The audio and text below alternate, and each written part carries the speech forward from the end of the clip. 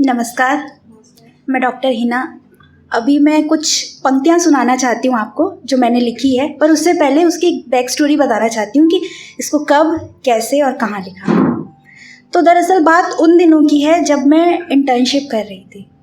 उस समय मैं इंस्टाग्राम और यूट्यूब पर अमृता प्रीतम जी के बारे में बहुत पढ़ती थी और देखती थी।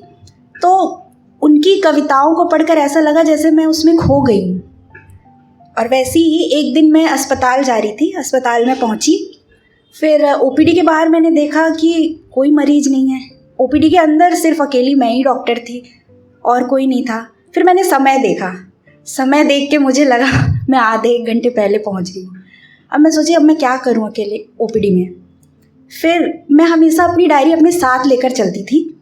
मैं ओपीडी में बैठी थी, अपनी डायरी मैंने निकाला और उसके बाद ये जो पंक्तियाँ सुनाने जा रही हूँ उससे मैंने लिखा है। तो मैं शुरुआत करती हूँ।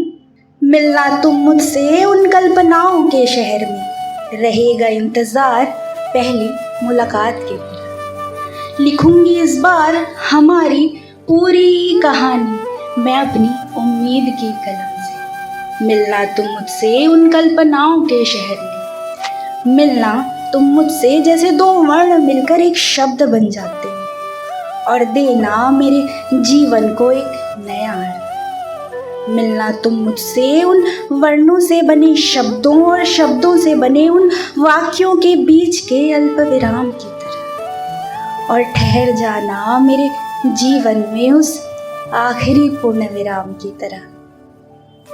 हम नहीं लिखेंगे प्रेम में कविता या उपन्यास, हम नहीं लिखेंगे प्रेम में कविता या उपन्यास, हम एक एक शब्द जोड़कर लिखेंगे प्रेम में जीवन। एक दिन देखना देखना तुम मुझे सब पढ़ेंगे, तुम रहना मेरे जहन में एक कविता बनकर, फिर जी लूंगी सारा जीवन में तुम्हारी अमृता बनकर। धन्यवाद।